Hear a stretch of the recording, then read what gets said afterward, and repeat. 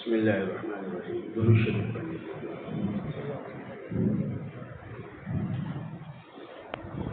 اللهم صل على سيدنا ونبينا مولانا محمد وعلى آل سيدنا ونبينا مولانا محمد وبارك وسلم۔ الحمد لله وحده والصلاة والسلام على من لا نبي بعده، أما بعد، أعوذ بالله من الشيطان الرجيم، بسم الله الرحمن الرحيم۔ صبغة الله ومن أحسن من الله صبغة ونحن له عابدون، صدق الله العظيم۔ معزز بزرگوں اور بھائیوں، سورہ بقرہ پہلا پارہ، جس کی ایک آیت ابھی آپ کے سامنے پڑھی ہے، اللہ رب العزت ایمان والوں کی دل کی آواز کو بیان فرماتے ہیں، یعنی ایک مومن اور ایمان والا، اس کے دل سے کیا آواز نکلنی چاہیے، قرآن کریم نے اس کو بڑے پیارے انداز میں بیان کیا۔ صبغۃ اللہ، اے اللہ میں تیرے رنگ میں رنگ چکا ہوں، تیرے اور تیرے نبی کے رنگ میں اور کلر میں رنگ چکا ہوں، یہ تیرا کلر ہے۔ صبغۃ اللہ، ومن احسن من اللہ صبغہ، اور اللہ کے رنگ سے بڑھ کر کس کا رنگ ہو سکتا ہے؟ اللہ سے بڑھ کر رنگنے والا کون ہو سکتا ہے، یہ بھی ترجمہ ہے، یا اللہ کے رنگ سے بڑھ کر کس کا رنگ ہو سکتا ہے؟ وَنَحْنُ لَهُ عَابِدُونَ، اور اے اللہ ہم تیری ہی عبادت کرنے والے۔ دو چار ضروری باتیں اس وقت عرض کرنا چاہتا ہوں۔ اللہ کا رنگ کیا ہے؟ اس سے پہلے جہاں پر یہ آیت ہے، جہاں سے یہ رکوع شروع ہوتا ہے، وہاں اللہ سبحانہ و تعالی فرماتے ہیں، اے لوگو، یہ دین اسلام، یہ ملت اسلام، یہ میرے اولو العزم پیغمبر حضرت ابراہیم علیہ السلام کی ملت ہے۔ وَمَن يَرْغَبُ عَن مِّلَّةِ إِبْرَاهِيمَ حَنِيفًا، یہ جو رنگ ہے، یہ اللہ کا جو کلر ہے، یہ اصل میں ملت ابراہیمی ہے۔ عجیب بات یہاں علماء نے لکھی ہے، اللہ سبحانہ و تعالیٰ نے ملت اسلام کو ملت ابراہیمی سے اس لیے بیان کیا کیونکہ وہ قومیں جن پر اللہ نے آسمانی کتابیں بھیجی، اور وہ قومیں جن پر اللہ کے پیغمبر آسمانی رسول بن کر آئے، وہ ساری قومیں اور ان کی ماننے والے حضرت ابراہیم علیہ السلام کو آج بھی مانتے ہیں، حضرت ابراہیم علیہ السلام کو مانتے ہیں۔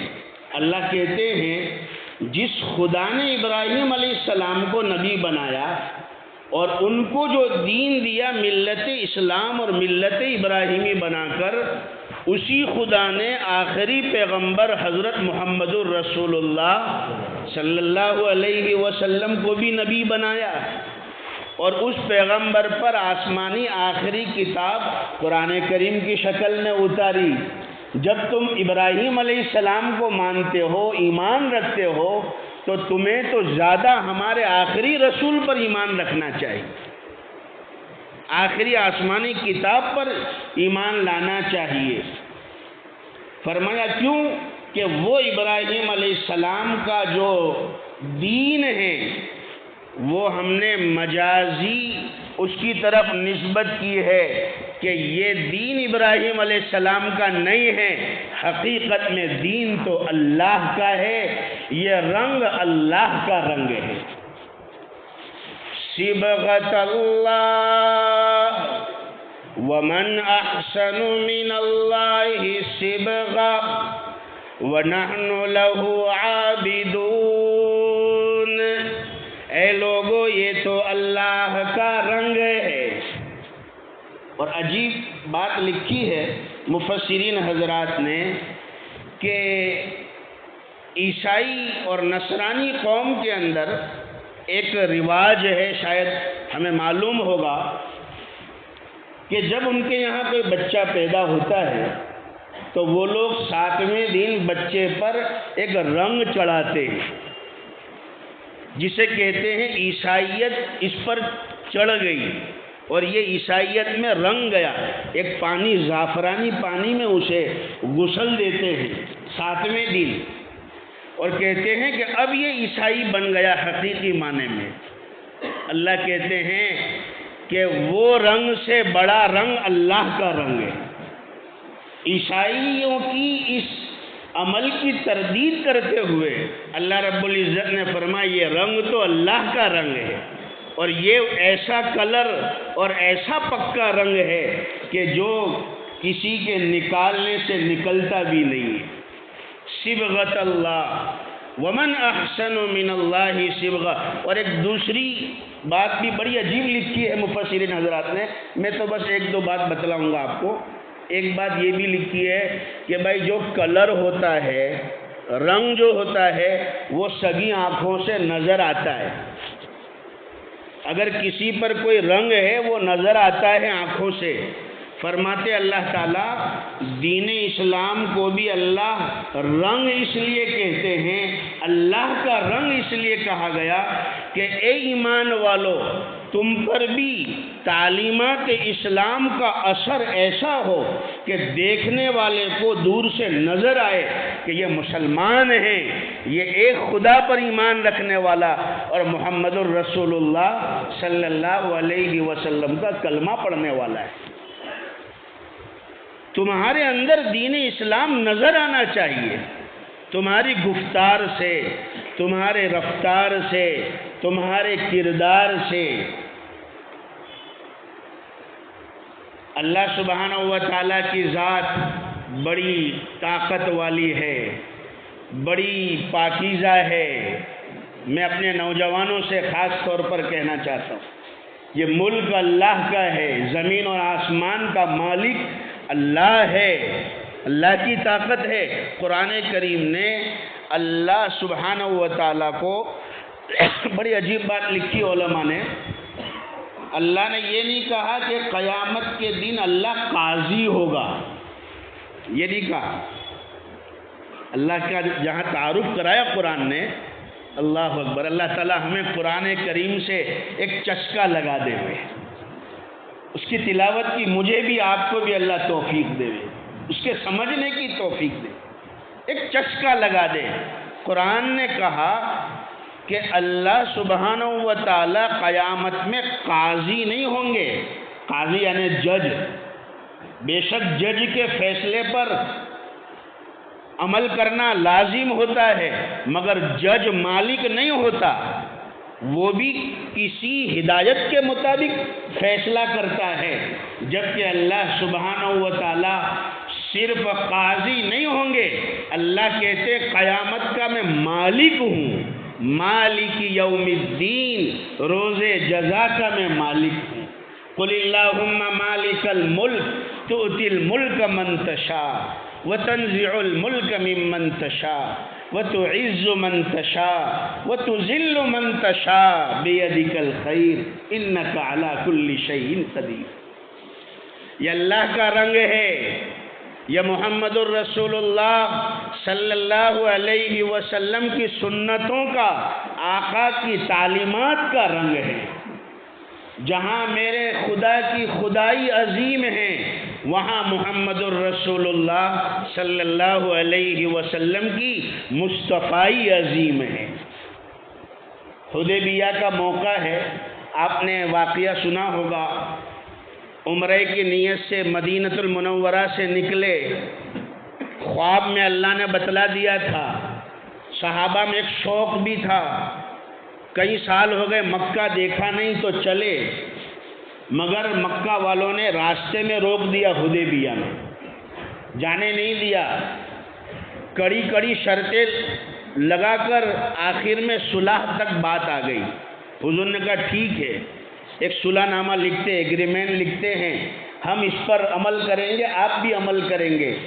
تو اس کو لکھا بسم اللہ الرحمن الرحیم سے۔ حضور نے کہا لکھو، تو مکہ والوں نے کہا، قریش مکہ نے، ہم اللہ کو مانتے ہی نہیں ہیں تو ہم بسم اللہ کیوں لکھے؟ ٹھیک ہے بسم اللہ مت لکھو۔ پھر حضور نے کہا یہ لکھو محمد الرسول اللہ کی جانب سے یہ معاہدہ۔ انہوں نے کہا کہ محمد کو ہم اگر اللہ کا رسول مانتے تو جھگڑا ہی نہیں تھا، محمد الرسول اللہ کیوں لکھے؟ ہم تو محمد بن عبداللہ لکھیں گے۔ ٹھیک ہے حضور نے کہا، صحابہ تو غصے میں تھے، حضرت عمر فاروق رضی اللہ تعالیٰ عنہ، حضرت علی مرتضیٰ رضی اللہ تعالیٰ عنہ، حضرت علی کرم اللہ وجہہ غصے میں تھے۔ حضور نے ٹھنڈا کیا کہ اس میں اللہ نے بہت بڑی فتح رکھی ہے، بہت بڑی کامیابی رکھی، یہ نہیں مانتے مجھے رسول تو کیا ہوا، میں تو اللہ کا رسول ہوں۔ جب یہ معاہدہ ہو گیا، سورہ فتح نازل ہوئی، 26واں پارہ، اِنَّا فَتَحْنَا لَكَ فَتَحًا مُبِينًا، اے پیارے نبی ان قریب ہم آپ کو بڑی کامیابی دکھانے والے ہیں۔ فتح مبین تمہیں دیکھنی اب نصیب ہوگی، یہ اس کا پیش خیمہ ہے، یہ اس کی شروعات ہے، جو آپ نے دب کر جھک کر صلح کو پسند کر لیا۔ انشاءاللہ چند سالوں میں اللہ آپ کو فاتحانہ شان سے مکہ واپس لوٹائیں گے۔ جب یہ سورت نازل ہوئی تو اس میں حضور کا نام لمبے طول سے لیا گیا۔ آپ اور ہم جانتے ہیں کہ میرے اور آپ کے نبی کا جو نام ہے، یعنی لفظ محمد، پورے قرآن کریم میں 4 جگہ پر ہے، پورے قرآن کریم میں 4 جگہ پر ہے، مگر سورہ فتح میں طول دے کر صرف ایک یہ جگہ پر حضور کا نام طول دے کر محمد الرسول اللہ، اللہ نے محمد الرسول اللہ اس صورت میں کہا۔ علماء نے فرمایا اس کی وجہ یہ تھی، اللہ بتلانا چاہتے ہیں تمہارا معاہدہ ختم ہو گیا، تمہارے کاغذات ختم ہو گئے، تمہارا نام و نشان ختم ہو گیا، تم ختم ہو گئے، مگر میرے نبی کا نام آج بھی روشن ہے، محمد الرسول اللہ والذین معہ اشداء علی الکفار۔ جو عاصی کو کملی میں اپنی جگہ دے، جو زخم کھا کر بھی دشمن کو دعا دے، اسے زمانہ اور کیا نام دے گا، یہ رحمت نہیں ہے تو پھر اور کیا ہے۔ میرے آقا نے فتح مکہ کے موقع پر سب کو معاف کر دیا، سب کو، معافی مانگنے والوں کو بھی معاف کیا، نہ مانگنے والوں کو بھی معاف کر دیا۔ ابھی اس کا وقت نہیں ہے، مجھے تو ایک ضروری بات یہاں عرض یہ کرنی ہے کہ اللہ کا رنگ دیکھیے، اللہ کی ذات، حضور کی ذات۔ امام نصفی رحمۃ اللہ علیہ کی ایک بات بڑی عجیب لکھی ہے، ابھی پڑھی کئی جگہ پر سنی تھی۔ علامہ امام نصفی رحمۃ اللہ علیہ نے عربی میں ایک عجیب بات لکھی، لکھا تو مکہ کے کافروں کے بارے میں ہے، مگر آج بھی ہم فٹ کر سکتے ہیں۔ انہوں نے لکھا انکروا رسالت البشر، امام نصفی لکھتے ہیں انکروا رسالت البشر وما انکروا عبادت الحجر، یعنی جب انسان کی عقل پر پردہ پڑ جاتا ہے اور عقل پر اللہ گمراہی کا مہر لگا دیتے ہیں، تو پھر انسان حضور پاک صلی اللہ علیہ وسلم جیسے بشر اور انسان کو رسول ماننے سے انکار کر دیتا ہے۔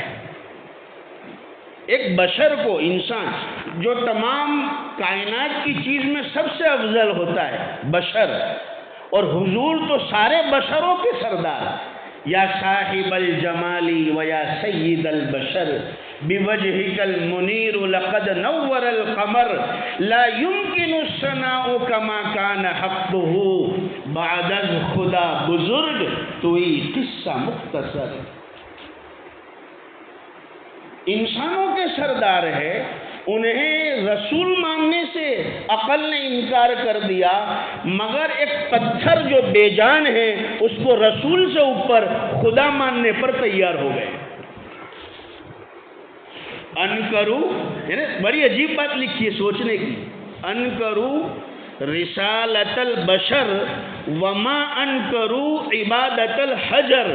ایک پتھر بے جان، ایک مجسمہ، ایک مورتی، ایک آکار، اسے خدا ماننے کے لیے تیار ہے، بے جان۔ قرآن کہتا ہے ضعف الطالب والمطلوب، ایمان والو یہ معبود بھی ضعیف ہے اور ان کا عابد بھی ضعیف ہے۔ جو خدا کے در کو چھوڑ کر اور در پر جاتا ہے، قرآن کہتا ہے اسے طاقتور مت سمجھو، وہ تو کمزور ہے۔ ضعف الطالب والمطلوب، کمزور ہے۔ مجھے یہ عرض کرنا ہے کہ اللہ کا رنگ، اللہ کے نبی کا رنگ، یہ ایمان والے نے جب کلمہ پڑھا یہ رنگ چڑھایا جاتا ہے، یہ کلمے کا رنگ ہے، یہ لا الہ الا اللہ محمد الرسول اللہ صلی اللہ علیہ وسلم کا رنگ ہے۔ اب ہماری ذمہ داری ہے کہ ہم اس رنگ کی لاج رکھیں۔ اس رنگ کی کیا رکھے؟ لاج رکھے۔ بی بی مریم عیسیٰ علیہ السلام پیدا ہوئے، بغیر باپ کے، شوہر کوئی نہیں تھا۔ قرآن نے پورا نقشہ منظر کھینچا ہے۔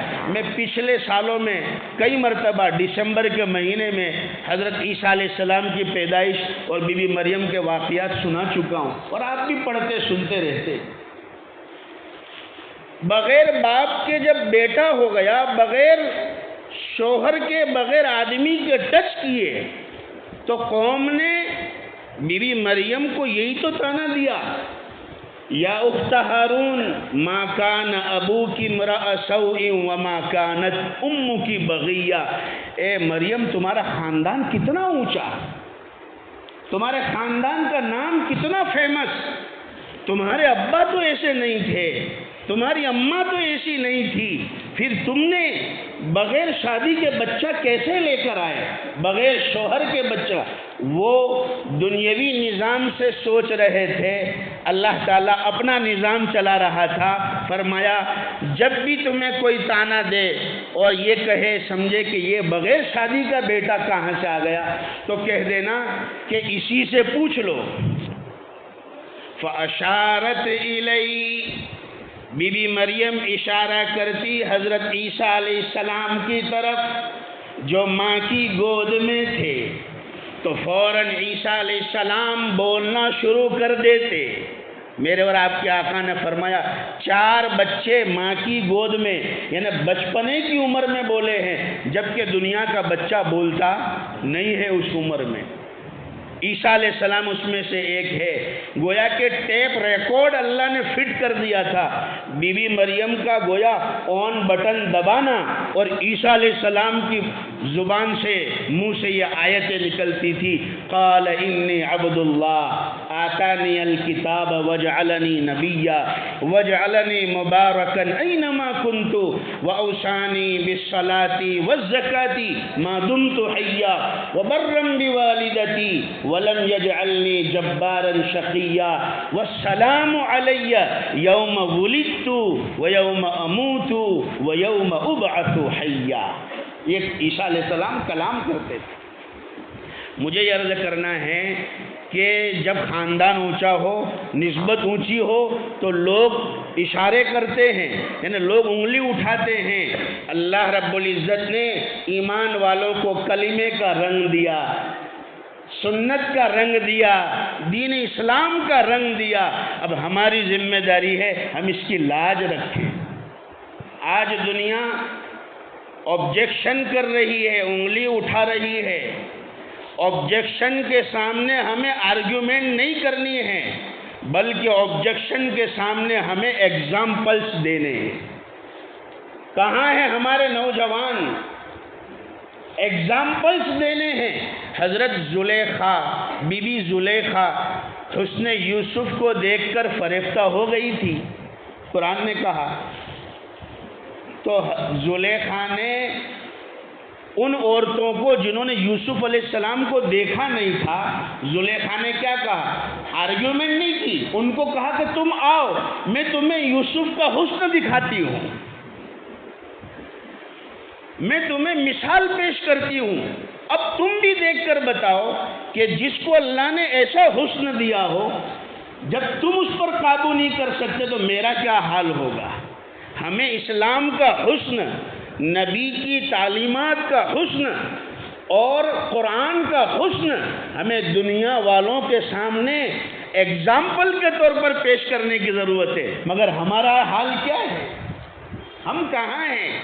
ہمارے پروگراموں میں کیا فرق آ رہا ہے؟ دنیا مر رہی ہے، بچے یتیم ہو رہے ہیں، ظلم کے پہاڑ توڑے جا رہے ہیں، ہمارے پروگرام میں کیا چینجز ہے؟ کچھ بھی نہیں، وہی عیاشی، وہی فیشن۔ اللہ تعالی ہم سب کی حفاظت فرمائے۔ 31 دسمبر، ماشاءاللہ 31 دسمبر، کتنوں نے رخت سفر باندھ لیے ہیں، کتنوں نے پروگرام بنا لیے ہیں۔ میرے پاس وقت نہیں، میں بات ختم کر دوں۔ 2 موقعوں پر اللہ ثواب اور اجر کو بڑھا دیتے ہیں، علماء نے لکھا ہے۔ 2 موقعوں پر، ایک ہم جانتے ہیں، ایک کو اچھی طرح جانتے ہیں، دوسرے کو ہم نے بھلا دیا ہے، فراموش کر دیا ہے، توجہ دلانے کی ضرورت ہے۔ ایک ہے کہ بڑی بڑی راتیں جو آتی ہے، بڑے بڑے مہینے، لیلۃ القدر ایک رات 1000 مہینوں سے بہتر، رمضان کا عمل نفل فرض کے برابر، ایک فرض 70 فرضوں کے برابر، یہ ہمیں معلوم ہے۔ مبارک مہینے، مبارک ایام، مبارک راتیں، مبارک دن، ایک روزے کا ثواب 1 سال پچھلے 1 سال اگلے اللہ گناہ معاف کر دیتا ہے۔ ایک موقع تو یہ ہے کہ جب اللہ نے کوئی وقت یا گھڑی میں برکت رکھی ہو، اس میں کوئی نیکی کرے تو ثواب بڑھ جاتا ہے۔ دوسرا موقع ہے پوری دنیا جب گناہ میں مبتلا ہو، پوری دنیا اللہ کی حرام کردہ چیزوں کی طرف ہو، عیاشی میں، زناکاری میں، فحاشی میں، عریانیت اور ننگا پن میں۔